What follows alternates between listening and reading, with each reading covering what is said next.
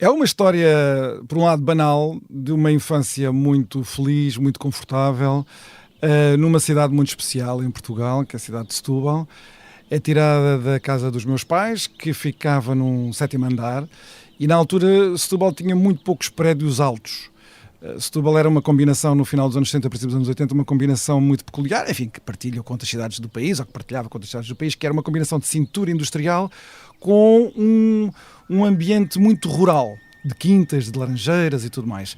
É a fotografia de um rapaz muito sorridente. Muito sorridente, muito feliz, enfim, muito confortável. A posição económica dos meus pais, que fazem parte daquele grande grupo de portugueses que prosperou na década de 80 e que, portanto, conseguiram ter um nível de vida muito superior ao dos seus pais, respectivamente da minha mãe e do meu pai, e portanto eu já sou beneficiário dessa ascensão social.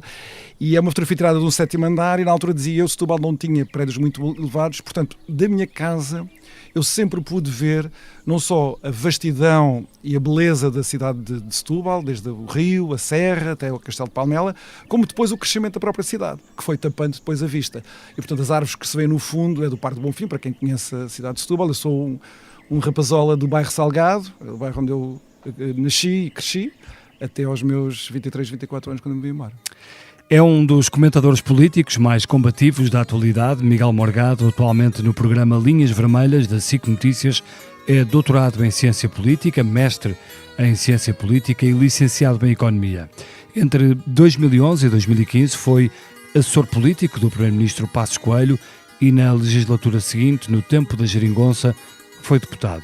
É professor universitário e autor de vários artigos e capítulos de livros, bem como de traduções anotadas de obras clássicas da teoria política como Montesquieu, Francis Bacon ou John Locke. Nasceu em Setúbal, como ouvíamos, em julho de 1974, por isso este ano, Miguel, lamento dizer-te, chegas aos 50, assumidamente de direita, só admite misturas nos cocktails.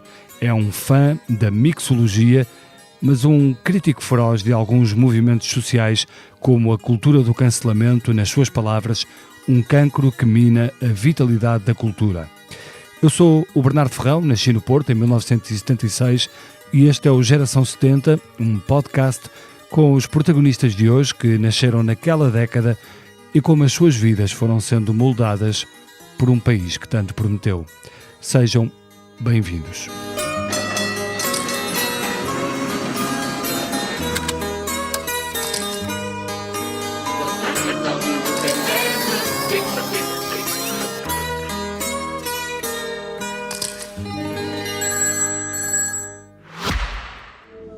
Este é o início de algo extraordinário, onde a cada olhar desvendamos uma nova descoberta. O novo Kia EV9 representa a visão da marca para o futuro da mobilidade sustentável. Este SUV 100% elétrico é uma nova dimensão de evolução. Kia. Movement that inspires. Miguel, dizias-me então que primeiro nasceste em Setúbal, numa família relativamente próspera. Não inicialmente. Cresceram, houve um processo de ascensão social dos meus pais. Isso como é que foi? Tem raízes muito humildes. Isso como é que foi? Essa ascensão da família dos teus pais que te deu esse conforto de que falavas? É verdade, e que me diferenciava, por exemplo, muito do meu círculo de amigos e de colegas da escola. Já que Setúbal, no final dos anos 70, princípios dos anos 80, era uma cidade muito pobre, em que a maior parte da população sofria carências materiais, algumas delas muito agudas, havia muitos bairros de lata, por exemplo. E eu, felizmente, enfim, estive protegido dessas tensões que marcam sempre a vida das pessoas. Mas, na verdade, a minha família, tanto do lado da minha mãe como do lado do meu pai, tem origens muito humildes. Enfim, o meu avô foi de uma família do Alentejo. Acredites ou não, eram 18 irmãos, 18, eu acho impensável uma família com 18 irmãos, mas eles eram 18 irmãos muito pobres, e ele, coitadito, dos mais novos, julgo que talvez o mais novo de todos, foi trabalhar para Lisboa, uma cidade que ele não conhecia, com 9 anos, a servir de moço de recados numa mercearia. De qual Alentejo era o teu avô? Do Baixo Alentejo. O lado da minha mãe é todo do Baixo Alentejo e o do meu pai é do Algarve. Mas de que cidade? Uma aldeia que Aldeia. é muito provável que já não exista, chamada Cortesines, entre Mértola e Barrancos, para quem conhecer as duas referências mais turísticas, tanto Mértola e Barrancos, ali no Alentejo profundo, não muito longe de Espanha, e marcado por uma pobreza ancestral terrível, não é? E do lado da minha mãe, enfim, é essa a origem. Do lado do meu pai, eles são algarvios, e ainda tenho família no Algarve. E como é que os teus pais conseguiram escapar a esse círculo de pobreza, não é? Que é difícil às vezes saíres dele. Eles, bem, do lado da minha mãe há essa enfim, a vida do meu avô de grande sacrifício, de grande trabalho, que consegue estudar ele quando vai para o exército. Em Portugal, naquela altura, estamos a falar na primeira metade do século XX, a saída para as pessoas muito pobres para ter alguns estudos era ou o seminário, não é? Na Igreja Católica, ou as Forças Armadas. Ele fez isso através das Forças Armadas e depois, enfim, foi equilibrando a vida dele e saindo desse ciclo de pobreza, como tu lhe chamavas. Eles, tanto o meu pai como a minha mãe, fazem parte da primeira geração de licenciados. É uma história muito portuguesa, não é? Primeira geração de licenciados nas suas respectivas famílias. Estamos a falar ali de final dos anos 60. E eles vieram para Setúbal exatamente porque eram do Alentejo e do Algarve os pais. O meu uma questão pai, de proximidade geográfica. a minha irmã por acaso não nasceu em Setúbal. Eu sou a primeira pessoa da minha família a nascer em Setúbal. Eles não eram de Setúbal, não foram imediatamente para Setúbal. Acabaram por ir para Setúbal, onde eu depois nasci, por uma confluência de acidentes, de recomendações de outros familiares. É uma história assim cruzada. Mas eu dizia que era uma história tipicamente portuguesa, porque é quando emerge pela primeira vez em Portugal, fruto do grande crescimento económico que houve nos anos 60, a abertura de Portugal, da economia portuguesa à EFTA, etc. Aparece pela primeira vez uma espécie de embrião da classe média, e eles vão... o meu pai teve mais dificuldades porque teve que trabalhar uns anos antes de poder ir estudar para a universidade, mas depois eles conheceram-se na universidade, enfim, depois... E eles fazem licenciatura em quê? Eles conheceram-se na licenciatura de farmácia.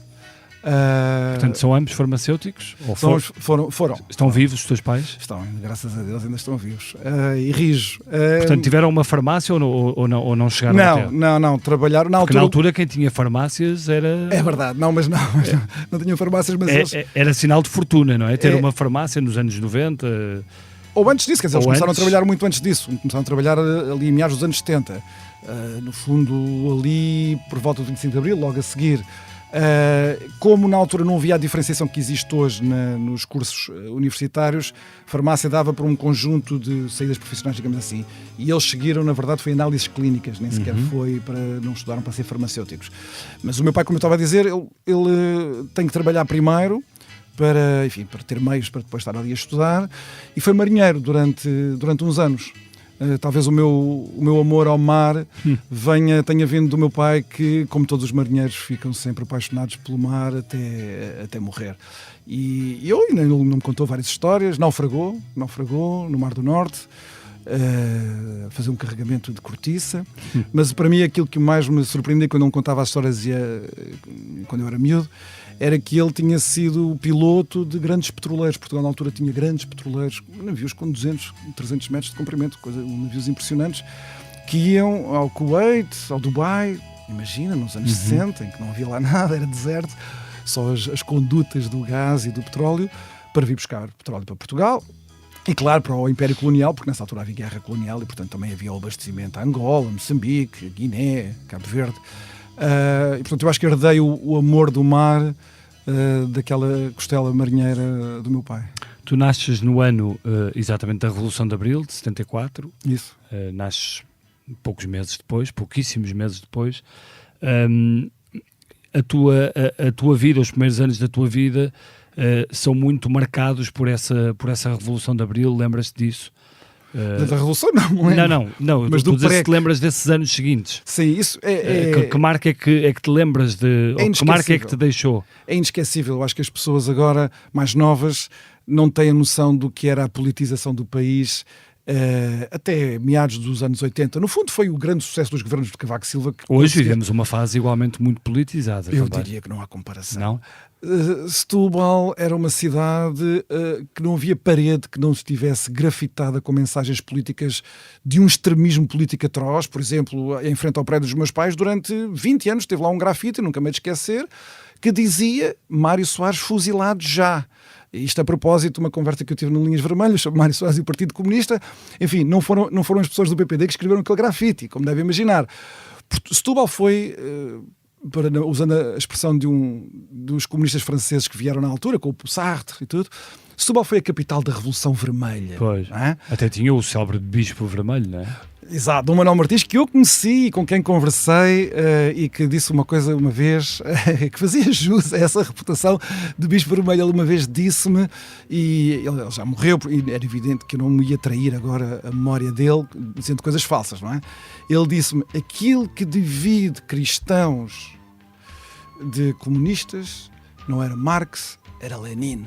E ele disse com aquele ar, bem, que ele conheceu, vai-se rever nisto, ele pronunciava as sílabas com muito vigor, pausadamente, porque ele achava que quando falava as pessoas tinham que escutá-lo. Foi uma pessoa muito carismática na Igreja Católica, de uma cidade completamente diferente, que na altura era extremamente politizada, cartazes políticos por toda a parte. Mas era uma cidade também muito marcada pela pobreza, talvez Muito. por isso muito politizada. Muito pela pobreza. Sempre foi, das zonas mais caracterizadas por essa tal pobreza e por essa É verdade. e por esses problemas associados. É verdade. E eu, como estava a dizer, eu fui pelos meus pais, pela situação dos meus pais, protegido dessa tensão, dessa dureza, mas os meus amigos não, os meus amigos mais próximos não, os meus colegas da escola não, e portanto eu... De que forma é que os seus colegas da escola e os seus amigos eram marcados por essa pobreza?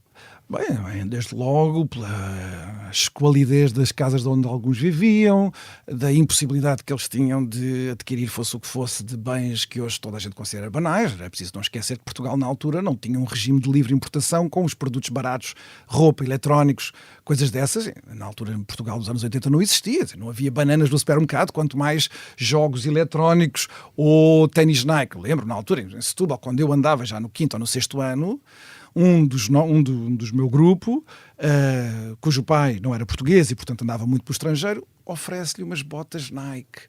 E ele, até para mim, aquilo foi uma coisa, um grande acontecimento, a loucura. Setúbal foi objeto de um grande investimento do final do Estado Novo, curiosamente, ou paradoxalmente, portanto cresce ali uma grande cintura industrial. Parece que a cidade e aquela península vão ser prósperas, mas depois o embate do 25 de Abril e do PREC, e dos anos que se seguiram de grande instabilidade, as nacionalizações, arrasaram com essa estrutura industrial e não tinha ficado o que havia antes, que era a parte agrícola, a parte pescatória, etc. Tudo isso também se arruinou e, portanto, Setúbal demorou muito tempo a recuperar. E depois é já com, eu diria, final dos anos 80, princípio dos anos 90, que o grande crescimento económico do cavaquismo depois contagia Setúbal. Mas Setúbal tem uma característica relativamente ao resto da península. É que Setúbal sempre teve um caráter cultural muito distintivo. Setúbal tem uma pronúncia da língua portuguesa muito própria. Nós em Setúbal chamamos os charroques.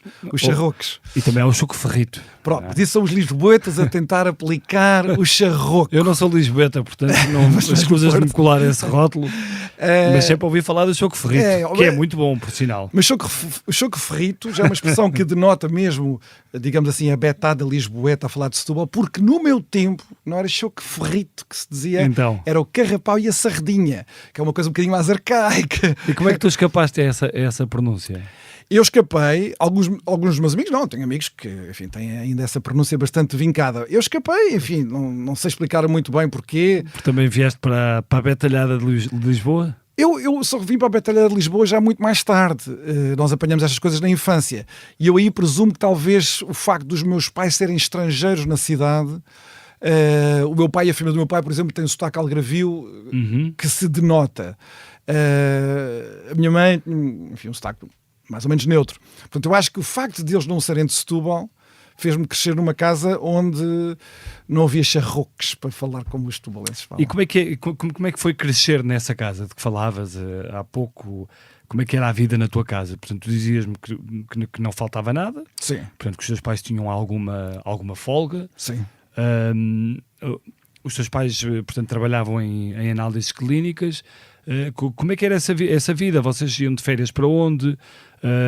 Isto, final dos anos 70, início dos anos 80, como é que era isto? Tu andaste numa escola pública, escola privada? É preciso ver que a mentalidade das pessoas que saem de gerações e gerações de pobreza e depois têm a experiência de serem elas a fazer este... Há uma tentativa de compensar os Não, filhos. é o contrário. Okay. É o contrário, mas é a experiência que eu tenho e também de outras pessoas que eu conheço. É, bem, para utilizar uma expressão de Max Weber, é uma espécie de ascetismo protestante. Nós agora até temos aqui algum dinheiro, até podemos comprar aqui umas coisas, mas não vais ter. Não vais ter. É melhor poupar para o que acontecer. E não vais ter. Portanto, se os teus amigos andam vestidos dessa maneira, tu também vais andar assim. Se eles não vão, se eles não têm uma bicicleta nova, tu também não vais ter. E portanto, nós vamos fazer a vida de toda a gente, sabendo que essas pessoas não têm base de recurso nenhuma e nós temos. E portanto, isto dito com algum exagero, assim, uma espécie de caricatura, mas foi assim que eu e a minha irmã, eu e a minha irmã fomos educados, enfim, com essa experiência que depois, a posteriori... E foi bem? Eu acho que é muito enriquecedor, porque a mim permitiu-me sempre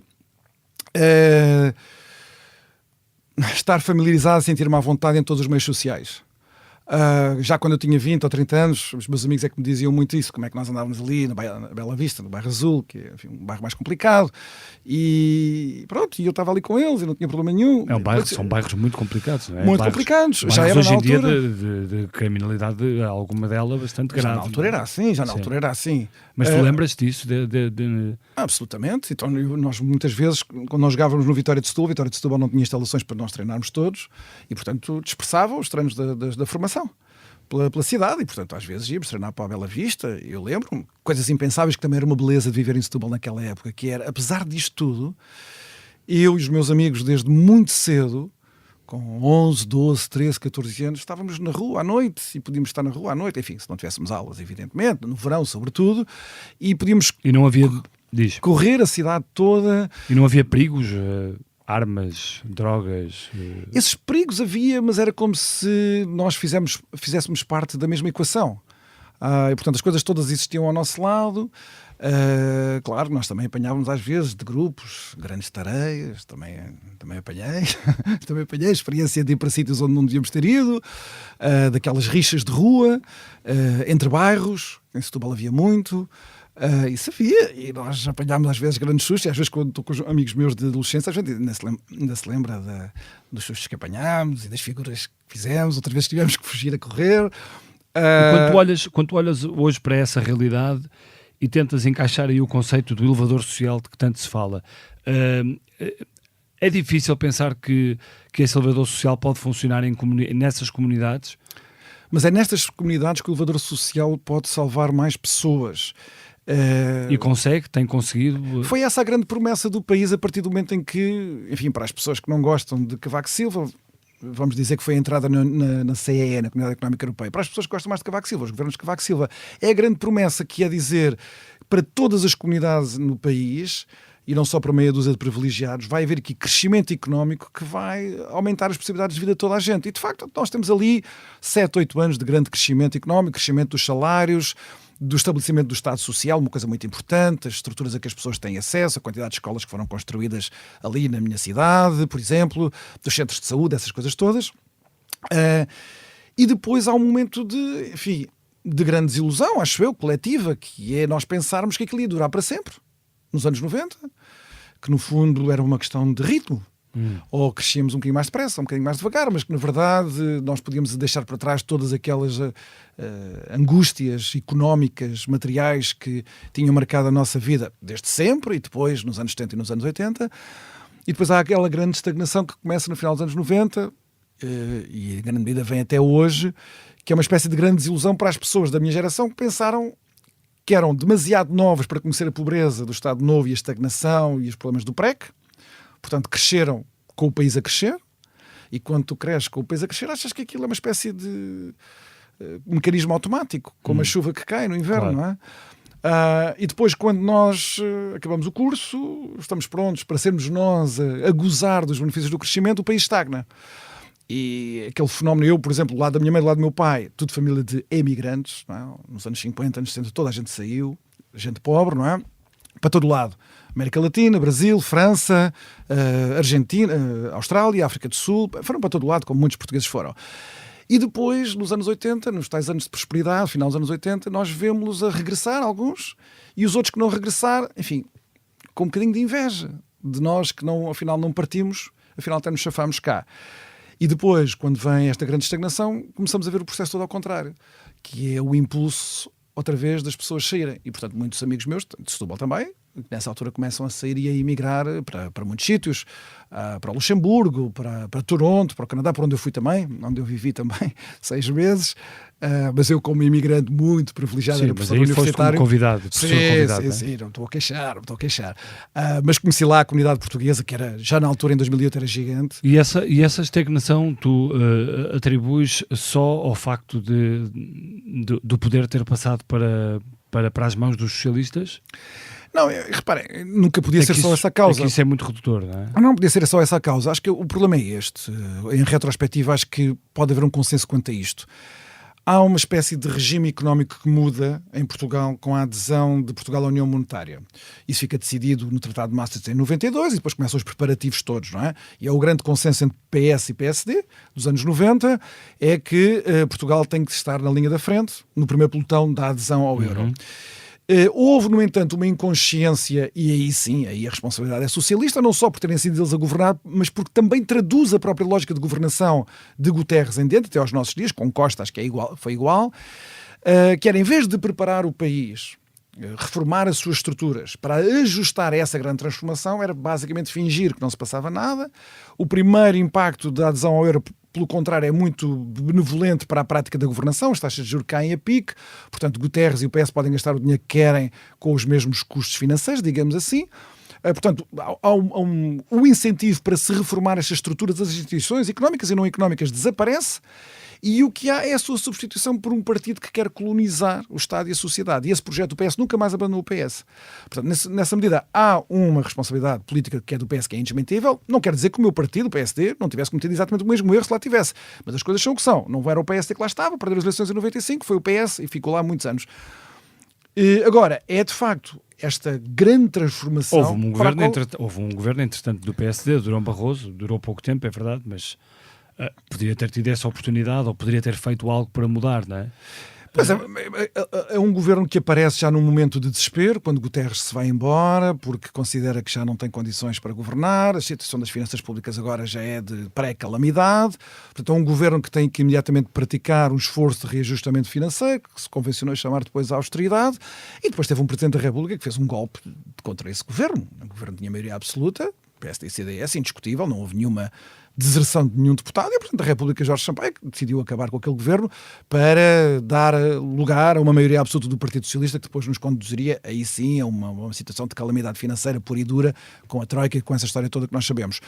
Mas o meu ponto é, há um grande desafio que se coloca ao país, que ainda por cima é objeto de consenso político, que, a meu ver, nunca foi suficientemente discutido nos anos 90, e depois encontra um partido na governação que tem uma prioridade completamente diferente do que aquela que era a de ajustar as estruturas do país a esse novo regime económico e monetário. Isso ficou plasmado depois na inconsciência daquela famosa, infame entrevista de Vítor Constâncio, na altura governador do Banco de Portugal, mas tinha sido dirigente do Partido Socialista, quando ele diz, os déficits da balança corrente, os déficits externos, agora com o euro já não interessam nada, ninguém se preocupa com os déficits externos do Mississippi, por isso Portugal está aqui a endividar-se à bruta, mas isso não interessa nada.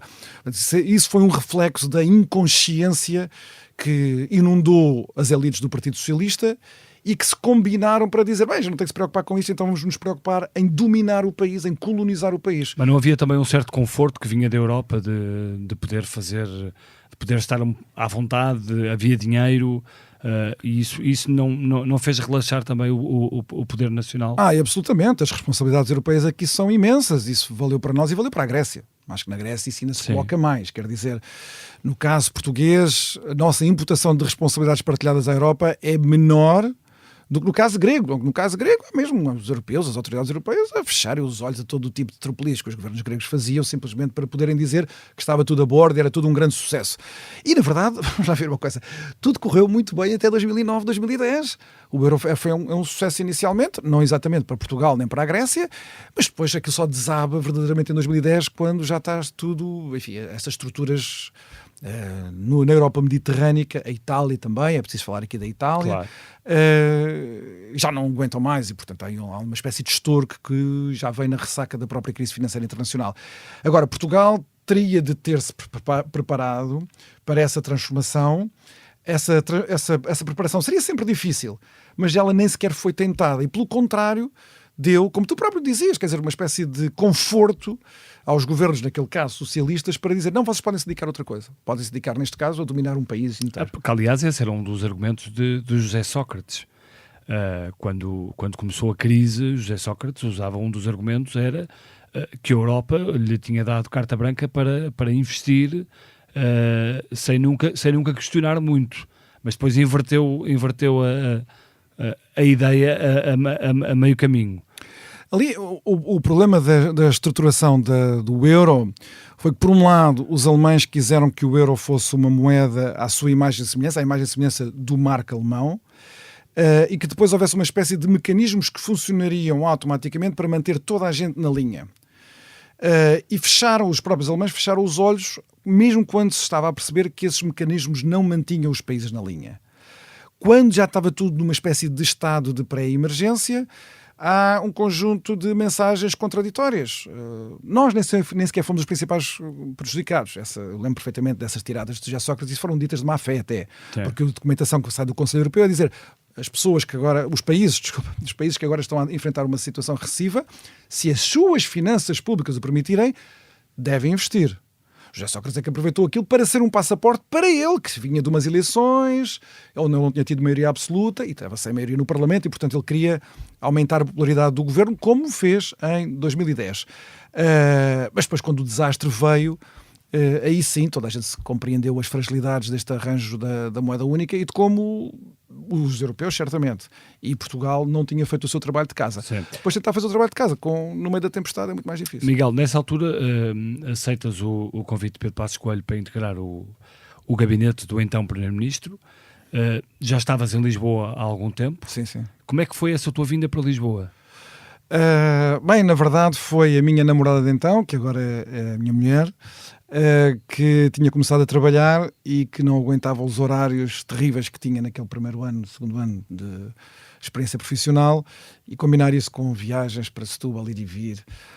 E então ela disse, nós temos que ir arranjar uma maneira de ir para Lisboa, e fomos viver alugada, casa partilhada, com uma colega dela, uma amiga dela, colega dela. Que na altura as rendas eram muito caras. As rendas não eram tão caras como hoje, mas era mais fácil se partilhássemos a casa do que termos uma casa sozinhos. Depois, quando a minha situação... Quanto é que pagavam de renda, lembras-te nessa altura? Já não me lembro, já foi há muito tempo. Mas depois, quando a nossa situação, passados uns anos, quando a nossa situação melhorou, então nós pudemos sair dessa casa, deixámos lá a Rita, essa nossa amiga. E aí que tu fazes o curso de Economia? Não, eu já tinha feito o curso de Economia e estava a fazer o mestrado. Já estavas a fazer o mestrado? Quando eu vim para Lisboa estava a fazer o mestrado. Estava a fazer o mestrado e depois fiz o doutoramento, fiz isso tudo aqui em Lisboa. E eu, na verdade, só saio de Lisboa para ir para o Canadá e para os Estados Unidos, mas era para dar umas aulas durante um período, e depois regressei. E lembras-te como é que foi essa passagem para Lisboa? A vida era completamente diferente, imagino, uma cidade... Apesar de próxima, muito diferente de Setúbal? Era muito diferente. Estávamos em que ano? Eu devo ter vindo para Lisboa, talvez em 99, 2000. Era muito diferente, primeiro porque Setúbal manteve, como eu te disse, aquela costela rural. E, portanto, era uma aldeia. As pessoas estavam todas na rua, os miúdos, as crianças, toda a gente mais ou menos conhecia. Sentiste que vieste para a cidade da elite? Não, aqui era a Cosmópolis, claramente, era a Cosmópolis. Mas também nós percebíamos que era aqui que nós tínhamos que construir a nossa vida. Nós gostávamos os dois muito de Lisboa, ainda gostamos muito de Lisboa. Como cidade, sempre gostámos, e agora ainda mais. Também que agora é a cidade dos meus filhos. E, portanto, nós decidimos que íamos ficar aqui e já não íamos sair. E depois, como a nossa situação, a dela e a minha, estabilizaram, e portanto, tivemos outros rendimentos e começámos a pensar em ter uma casa própria, e depois comprámos uma casa. E como é que decides entrar para o gabinete de Pedro Passos Coelho? Esta história é curiosa porque quando Manuela Ferreira Leite perde as eleições para José Sócrates, ela decide não se recandidatar e, portanto, tem lugar as segundas eleições diretas da história do PSD. Agora é corriqueiro haver eleições diretas, mas na altura era uma novidade. Tinha havido uma em 2008, Pedro Passos Coelho tinha perdido para Manuela Ferreira Leite. Manuela Ferreira Leite foi a votos com José Sócrates, perdeu, e portanto ela dizia, não me vou recandidatar. Eu nunca fui muito próximo politicamente de Manuela Ferreira Leite e por isso eu achei que era uma espécie de nova oportunidade para o PSD se reerguer, etc., dos impasses em que tinha caído. E preparam-se as candidaturas. Pedro Passos Coelho, que já se tinha candidatado em 2008, candidata-se, só que eu não apoio o Pedro Passos Coelho, porque eu conhecia o Paulo Rangel, que também decide candidatar-se. Na verdade, ele fala comigo e com mais umas pessoas na véspera dessas diretas, sem dizer que se vai candidatar. Eu lembro perfeitamente, ele diz, eu acho que ele não vai levar a mal a estar a dizer isto, ele na altura diz, malta, nós devíamos nos juntar aqui, éramos mais ou menos todos da mesma idade, aqui uma grande oportunidade, toda a gente estava mais ou menos na mesma página naquela mesa, que era uma oportunidade, escrevemos aqui um grande manifesto para obrigar o PSD a mudar. E eu fui um dos que, não deve ter sido o único, mas um dos que disse, se queres mudar alguma coisa, candidata-te a presidente do PSD, isso é a única maneira de mudar o PSD, não escrever manifestos. E ele naquele dia não disse nem que sim nem que não. Ele era eurodeputado já, ele tinha tido a grande vitória do PSD em junho de 2009, contra Vital Moreira, o candidato do PS, estava no auge do seu prestígio político, e portanto ele foi lá apanhar o avião para Bruxelas, tinha lá que ir embora e nunca mais nos disse nada. E depois ele voltou a contactar-me, já tinha decidido candidatar-se, e portanto eu juntei-me a ele. Estive a ajudá-lo na candidatura, que foi um grande fracasso, um grande fiasco, na luta com Pedro Passos Coelho. Também tinha o Aguiar Branco, na verdade havia 4 candidatos. Portanto, não és um kingmaker. Não. E então quando o Paulo Rangel perdeu essas eleições, levou uma grande tareia, eu acho que toda a gente ficou aliviada. Acho que toda a gente ficou aliviada porque perceberam que o melhor candidato tinha ganho. Mas eu não era próximo de Pedro Passos Coelho, nem o conhecia. Mas o Pedro Passos Coelho tem um grande amigo, ainda hoje, e tinha, na altura, que era meu amigo também. E ele um dia é que me telefona a dizer assim, tu tens que conhecer aqui o Pedro, eu quero-te apresentar a ele, tens que trabalhar com ele.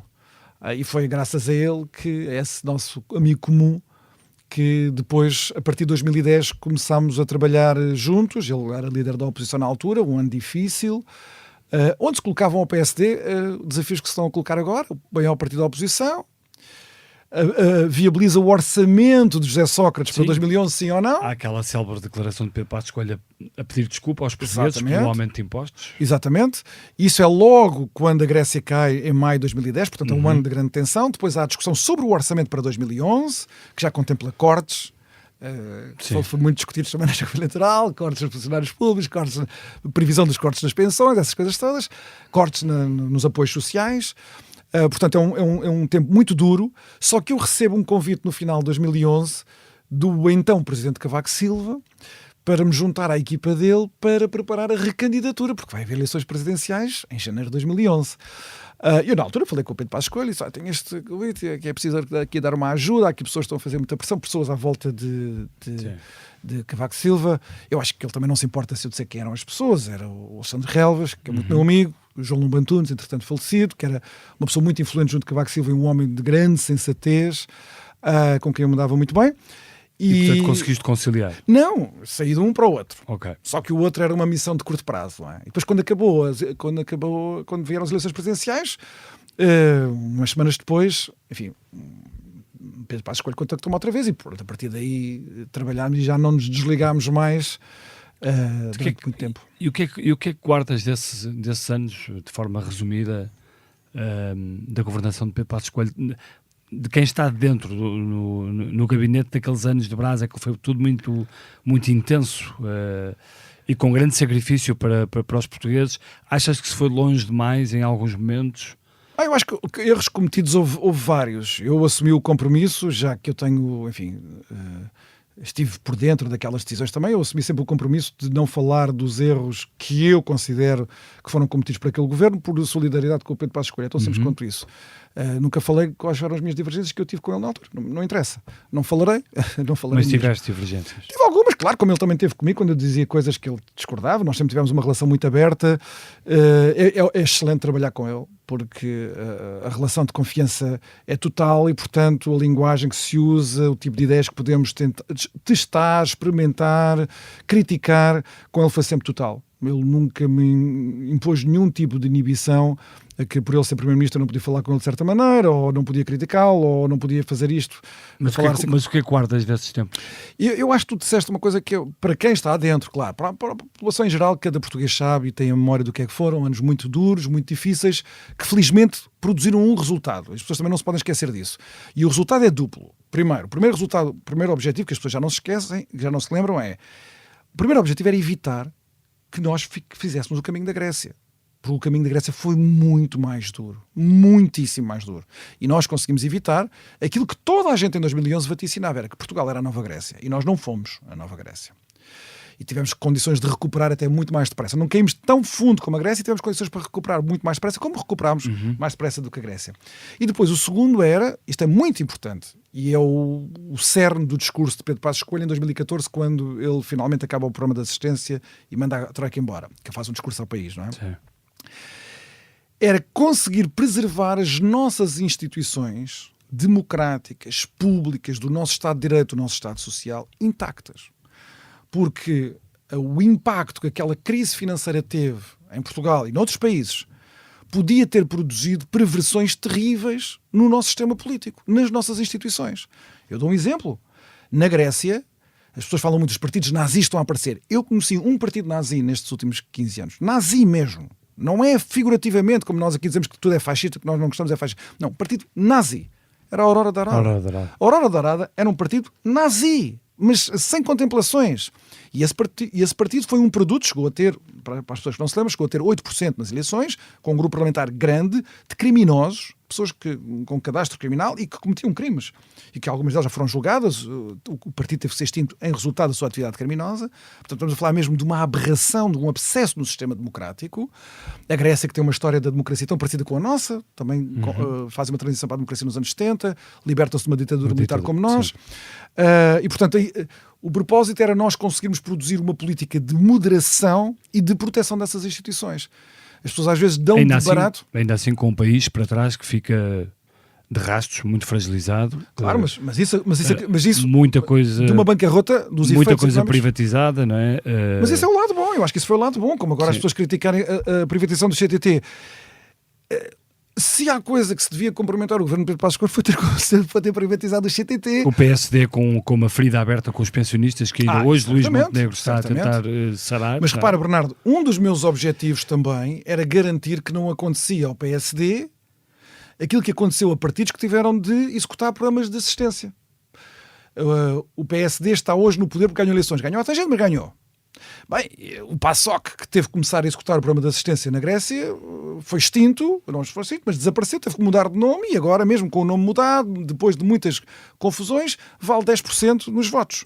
Isso aconteceu para outros partidos. Era o receio do PS, era o pânico do PS. Por isso é que o PS imediatamente sacode dos seus ombros qualquer responsabilidade, quando eles foram os grandes responsáveis por terem tirado o país para aquela situação. Porque cresce a consciência no PS que um partido de centro-esquerda, um partido de esquerda, não resiste, não sobrevive à execução de um programa de austeridade.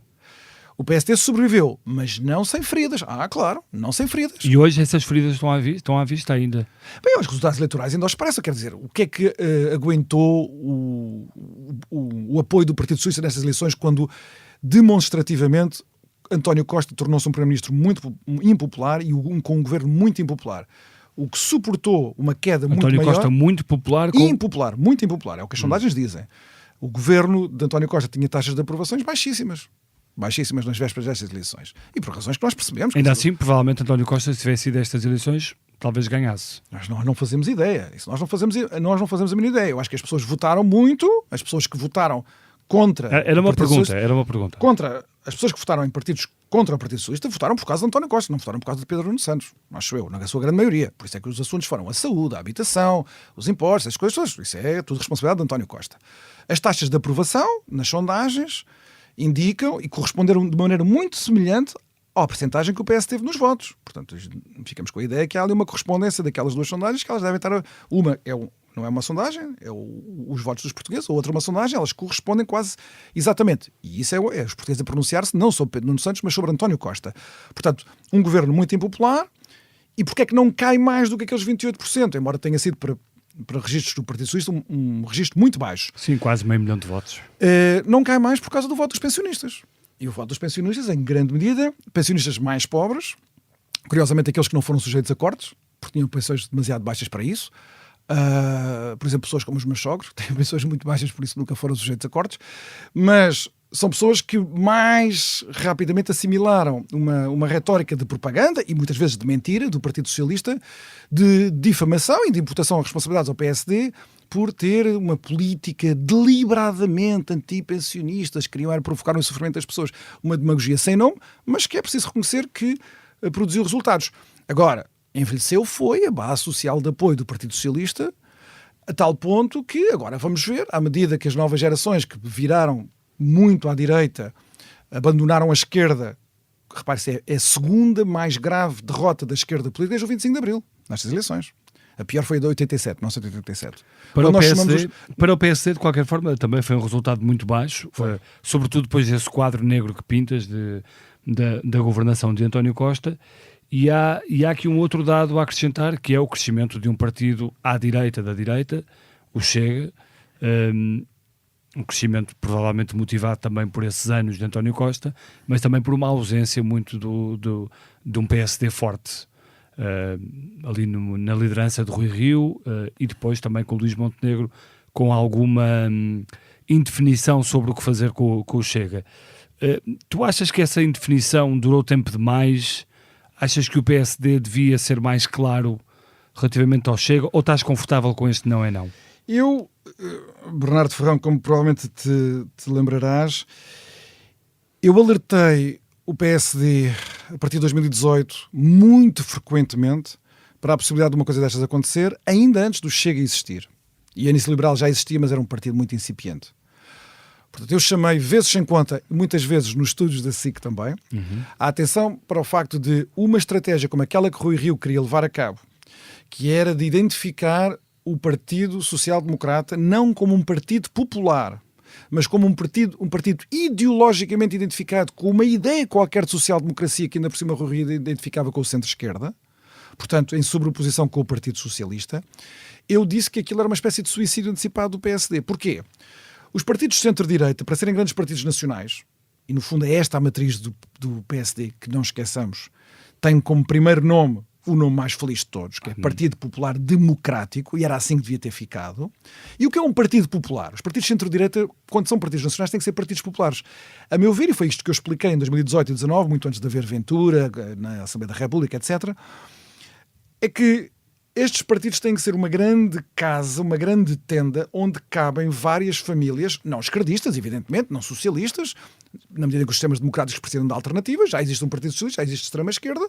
Portanto, agora o que nós temos que organizar é um centro-direita que é constituído por uma pluralidade de famílias políticas. Eu, na altura, inventei estas designações, os liberais, os conservadores, os democrata-cristãos e aqueles mais centristas, digamos assim, a ala esquerda do PSD, a que podíamos chamar social-democratas por conveniência de expressão. E então o PSD devia se entender não como um partido ideologicamente orientado, mas como um partido que era um partido de negociação e de federação permanente entre estas famílias.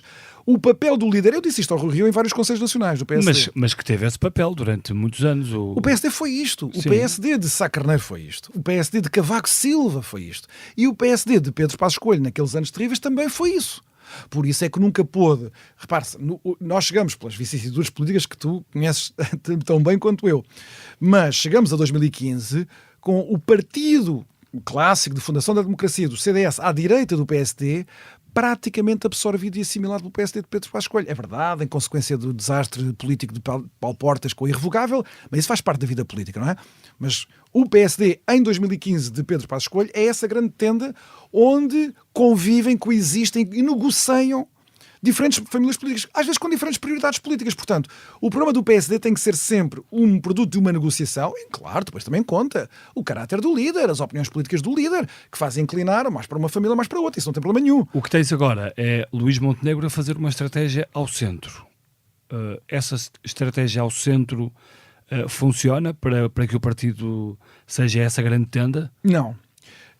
Eu percebo que as pessoas tenham ficado tão abaladas pela força eleitoral do Chega, só para as pessoas terem uma noção. Não é só o Chega ter vencido as eleições no Algarve E aí nós vemos que o Chega não foi buscar votos ao PSD e ao CDS. Não, no Alentejo. Mas no Algarve, Setúbal, reparem, por o exemplo. PSD e o CDS no Algarve já estavam muito fragilizados. Por isso, para vencer aquelas eleições, é porque o Chega foi buscar muitos votos à esquerda, inclusive ao Partido Socialista. Na minha cidade, a capital da Revolução Vermelha, Sim. o Chega ficou em segundo lugar. Em segundo. Por isso, as pessoas ficaram tão abaladas, tão chocadas com a força eleitoral do Chega. E na tua cidade ficou em segundo porquê? Segundo. Explica-nos lá. Em grande medida porque o Chega está a fazer um percurso muito semelhante ao que aconteceu a outros partidos da direita radical, direita populista, como queiram chamar, na relação com o eleitorado que votava na extrema-esquerda ou nos partidos comunistas clássicos. O eleitorado mais das fábricas... É preciso não esquecer que o voto no Partido Comunista e o voto no Bloco de Esquerda também foi sempre um voto de protesto. Não foi o Ventura que inventou o voto de protesto. Não, claro. O voto do partido antissistema. Agora as pessoas dizem que o CP é um partido institucionalista. Enfim, Mas isso é o que está a aqueles acontecer com a Frente Nacional, por exemplo, Claro, em França. Evidentemente. O Partido Comunista da Todo França deixou de existir. o Sul, a Frente Nacional, tem É evidente. Portanto, nós vivemos nestes últimos 20 anos este grande paradoxo em que a direita populista consegue reivindicar e ficar com o apoio eleitoral massivo para utilizar uma expressão cara à esquerda, do proletariado, dos trabalhadores, dos assalariados com baixos salários, das vítimas da globalização, das vítimas da precarização. Portanto, nós estamos a assistir a uma inversão total daquilo que, por exemplo, eram as categorias políticas da minha infância, não é? Em que os partidos da esquerda, o Partido Comunista, tinham uma grande lealdade da classe trabalhadora. Isso acabou. E como é que se dá a volta a isso? Pronto, a meu ver, a receita, enfim, não é uma receita, mas o modelo que eu propus em 2018, 19, 20, a Rui Rio, antes de haver a ameaça do Chega, vale ainda mais agora. Portanto, o PSD tem de recuperar a ambição de ser essa grande federação das famílias políticas. Isso significa também dar voz dentro dos valores da moderação política, que são os do PSD, evidentemente. O PSD não se vai tornar um partido radical. Dentro dos valores europeus que fazem parte da matriz dessa moderação política, acolher essas famílias políticas que agora escolhem votar no Chega ou até na Iniciativa Liberal. O PSD teve sempre quadros liberais. Os liberais foram sempre muito importantes para a construção dos governos reformistas de sucesso que o PSD teve. Porque é que, como o Rui Rio dizer nós não somos liberais, que são disparados dizer que nós não somos liberais, ou dizer nós não somos conservadores. Quando se diz nós não somos conservadores, nós estamos a expulsar pessoas que fizeram o PPD desde 74, ou quando estamos a dizer que não somos liberais. Nós somos isso tudo. Mas como é que... Sim, mas eu percebo o que tu dizes, mas depois na prática como é que se gere aqueles 50 deputados? Tu dizias numa entrevista, não diabolizo o André Ventura, nem diabolizo o Chega. Uma coisa é não diabolizar, outra coisa é integrar, outra coisa é gerir todos os dias no Parlamento aqueles 50 deputados.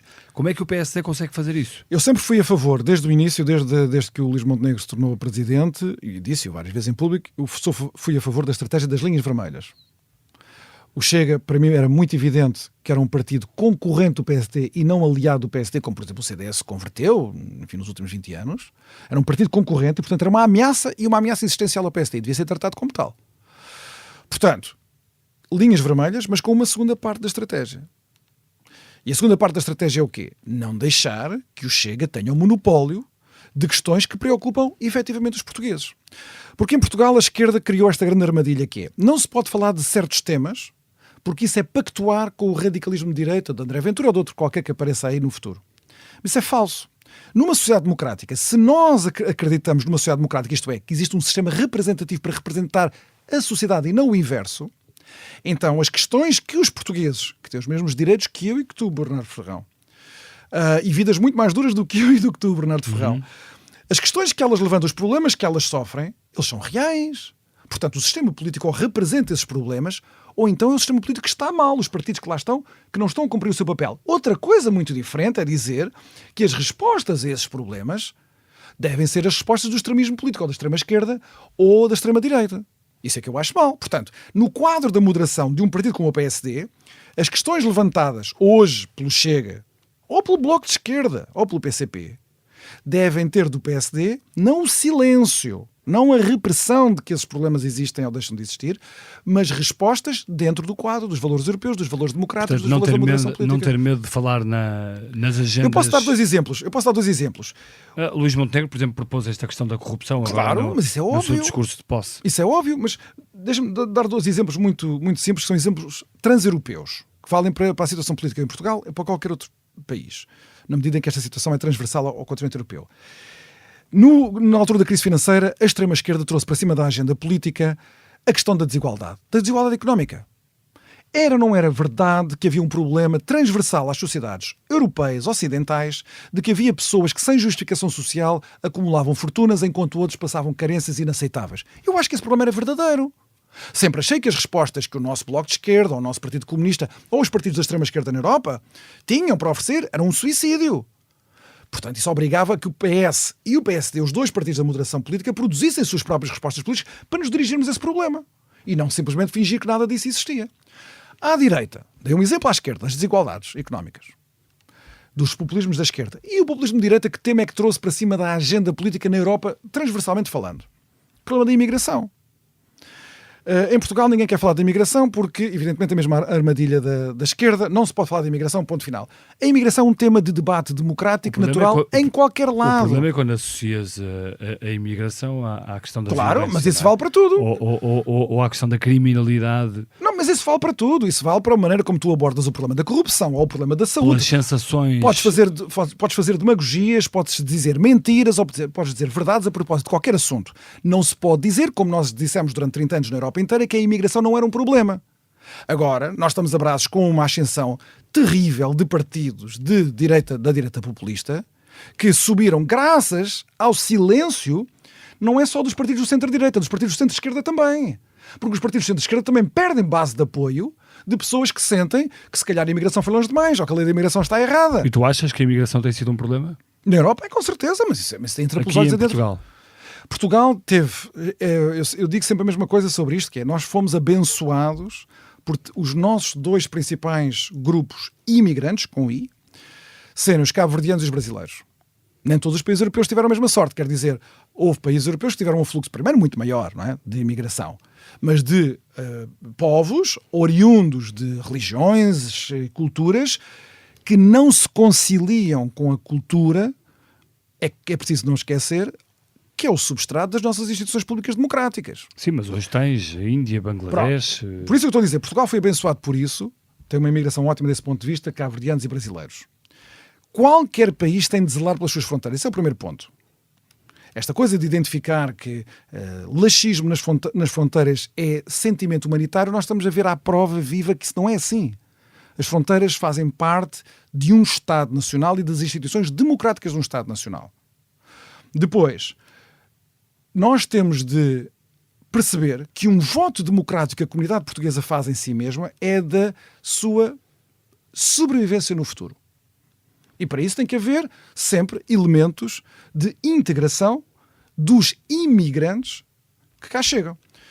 Não, é preciso não esquecer que a partir dos anos 70 e dos anos 80 começou a florescer, sobretudo junto da esquerda e da extrema-esquerda, esta ideia de que os povos autóctones, por assim dizer, não têm autoridade para educar os filhos dos imigrantes que recebem nas culturas ancestrais a que pertencem países como Portugal, ou a Espanha, ou a França. E que, portanto, nós temos de caminhar para uma espécie de arquipélago onde vivemos em ilhas afastadas umas das outras, sem qualquer ponto de contacto, sem qualquer ponto de comunicação. Isso é uma receita para o desastre social. Não existem democracias organizadas onde as populações não possam interagir, sabendo que o substrato cultural comum é consensual. Portanto, se nós achamos que há valores democráticos que são inegociáveis, a igualdade entre nós todos, a igualdade entre etnias, não discriminação, a igualdade entre sexos, a igualdade sexual, etc., então nós temos pelo menos que levar a cabo uma integração dos imigrantes que recebemos no sentido de uma assimilação desses valores, mesmo que eles originariamente não os tragam, porque vêm de outros países, com outros horizontes culturais. E nós temos de dizer, aqui nós achamos que estes valores são inegociáveis. Para ficar aqui têm de ser esses valores. Isto hoje em dia é uma espécie de banalidade em qualquer país europeu, mas que em Portugal ainda é passível de uma resistência política imensa, quando nós podemos acolher com humanidade, dar oportunidades de vida às pessoas muito mais pobres que nos procuram, conciliando estes objetivos também. Agora, esta ideia de que, primeiro, as fronteiras são moralmente arbitrárias, que é a ideia da extrema-esquerda. Sim. São moralmente arbitrárias. Portanto, nenhum Estado tem a autoridade para fechar as suas portas, seja quem for. Isso é falso. Há ritmos de assimilação, há ritmos de integração das populações, como é evidente. E, em segundo lugar, que nós não podemos demarcar esta manifestação, esta perspectiva que é ser português no mundo e querermos que os filhos dos cabo-verdianos que nos procuraram, os filhos dos brasileiros que nos procuraram, os filhos dos bangladeshes que nos procuraram e por aí adiante, os filhos guineenses que nos procuraram, possam ser também portugueses no sentido cultural do termo e não só por viverem aqui e terem oportunidades de vida que todos os outros portugueses têm. É uma questão de nós podermos proteger o Estado Nacional que, convém não esquecer, nos últimos 200 anos organizou a democracia na Europa. Nós não conseguimos, até hoje, historicamente, organizar a democracia política em que nos revemos fora do quadro do Estado Nacional. Portanto, é por isso que eu vejo sempre com preocupação quando há pessoas tão apostadas em destruir o substrato cultural de um Estado Nacional. E depois ainda a questão demográfica que o país tem de resolver também. Claro. E que não é facilmente resolúvel. Claro. Não é? A questão demográfica é uma questão... É preciso que as pessoas percebam que o colapso das taxas de natalidade é um problema português e transversal ao mundo inteiro, com exceção de 2 ou 3 regiões do mundo. Eu lembro-me que agora houve o marco dos 8 mil milhões de habitantes no planeta. E a especulação era o planeta a ficar saturado. Na verdade, nós vamos ter que nos preparar para um século XXII de recessão demográfica acelerada na maior parte das regiões do mundo. Abandono de cidades inteiras, de regiões inteiras, por pressão das migrações e de baixas taxas de natalidade. Portanto, é um problema muito difícil de tratar. Eu diria que deve ser tratado por políticas públicas indiretas, quer dizer, não há políticas públicas que façam as pessoas ter mais filhos, mas há políticas públicas que facilitem a vida das pessoas que têm filhos. Portanto, tentar fazer as coisas de uma maneira indireta e não de uma maneira direta. De maneira direta parece que há um consenso de que essas políticas não funcionam.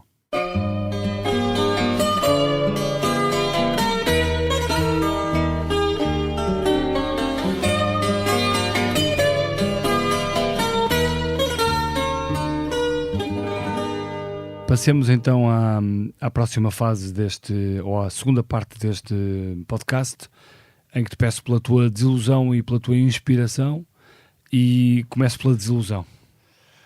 Bem, a desilusão, já que estávamos aqui numa conversa política, eu desilusões tive muitas naquele sentido do desgosto, não é? De uma pessoa sentir uma dor. Embora a palavra desilusão significa que alguém que se iludiu e depois perde essa ilusão. Eu nunca fui muito me iludir. Fui sempre assim um bocado sardónico e sarcástico e, enfim, um bocado frio a ver essas coisas. Nunca me iludi muito. Mas, enfim, para escolher aqui uma desilusão, eu acho que a grande desilusão que eu tive na minha vida política, na minha curta vida política, foi... Ou na tua geração. Bem, mas, enfim, sim. A data que eu ia escolher é a formação da geringonça e, portanto, o Pedro Passos Coelho não ter tido a possibilidade de fazer um segundo mandato como Primeiro-Ministro, agora já não com a Troika às costas, mas com um mandato reformista em condições de maior normalidade do que aquelas que teve. Isso foi uma grande desilusão.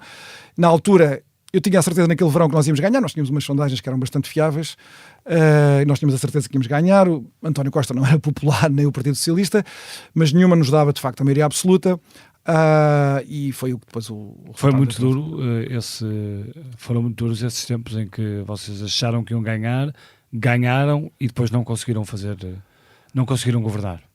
Para mim, quer dizer, eu só posso falar por mim, não é? Para mim foi duro naquele sentido em que havia finalmente a possibilidade de se fazer coisas com maior alcance, maior profundidade, em que os portugueses estivessem mais disponíveis para escutar as iniciativas do governo, porque teria um lugar noutro ambiente, etc., que era o que estava a acontecer na campanha eleitoral. A campanha eleitoral corre muito bem naquele verão de 2015. E depois ficar ali a uns metrozinhos, a 7 ou 8 deputados, para mim foi a desilusão da minha vida política. Miguel, vamos à inspiração. A inspiração... sabes que eu tenho tenho uma costela muito arcaica e, portanto, nunca me deixei seduzir pela palavra inspiração, porque dá a ideia que é uma espécie de contágio em que nós ficamos em transe por um contágio qualquer, com uma experiência qualquer. Por isso, há coisas que eu admiro. E, portanto, agora, para não falar de política, para falar da minha vida profissional, do meu grande amor, que não é a política, mas que é a filosofia política, Eu sempre, desde há 25 anos, que eu me inspiro, se quiseres dizer assim, ou admiro muito os grandes filósofos políticos. E, portanto, se eu tivesse que escolher um, escolheria o primeiro, talvez o maior de todos, o que é pai de nós todos, no fundo, que é Platão, um grande homem que viveu em Atenas, na cidade de Atenas, no século V, IV a.C., e que escreveu diálogos que eu acho que nenhum de nós hoje, no mundo inteiro, seria capaz de fazer com tanta mestria, intuição da beleza poética e profundidade filosófica. Por isso, se eu tivesse que escolher a minha inspiração, admiração do inalcançável, seria Platão. Platão. E vamos para a música que trouxeste. Por acaso a resposta até é fácil, porque o critério que eu adotei foi este. Qual é a música que eu ouço praticamente todos os dias há mais tempo? Neste caso, desde os meus 13 anos. E aí a resposta é fácil. É esta que estão a ouvir, chama-se True Faith, que tem um título fabuloso, não é? Que diz muito sobre também a conversa que estávamos a ter aqui há pouco, dos New Order, que é a banda que renasce depois do suicídio do Ian Curtis, que tinha fundado o Joy Division, que são duas bandas que são muito marcantes da nossa geração. E eu, em Setúbal, quando era adolescente, no início da adolescência, andava nestes círculos, chamava-se na altura New Wave, a malta andava toda vestida de preto, cabelo rapado aqui à volta, com os penachos em cima, e só ouvíamos estas coisas. Tu andavas assim? Eu também fazia parte lá daquela integração identitária de que os adolescentes, rapazes, 12, 13, 14 anos, precisam desesperadamente. Eu encontrei isso na música e na estética desta música, do negrume, todos vestidos de preto, inglesa, muito inglesa, não é? Sim. E que, porque és um fã de cocktails, que cocktail é que sugerias para esta música, para terminarmos? Eu ando por fases, às vezes gosto mais de uns, outros mais de outros. Há um clássico italiano que é o Negroni. Sim. E como eu gosto muito do Mediterrâneo, gosto muito de passar férias no Mediterrâneo, a Itália é um país mediterrâneo, um país que eu amo genuinamente. A Itália deu-nos tanta coisa para o património comum da humanidade. Talvez escolhesse um Negroni, que é, para as pessoas que não sabem, leva Campari, Vermouth Rosso e gin. É muito alcoólico, não se podem beber muito, senão a gente abusa deles. Miguel, muito obrigado por teres vindo ao Geração 70. Este podcast teve a sonoplastia de Gustavo Carvalho e João Ribeiro, a produção editorial de Mariana Oca Ferreira, a fotografia de Matilde Fieschi, a edição vídeo de Ana Isabel Pinto e a coordenação de Joana Beleza. Eu sou o Bernardo Ferrão, muito obrigado.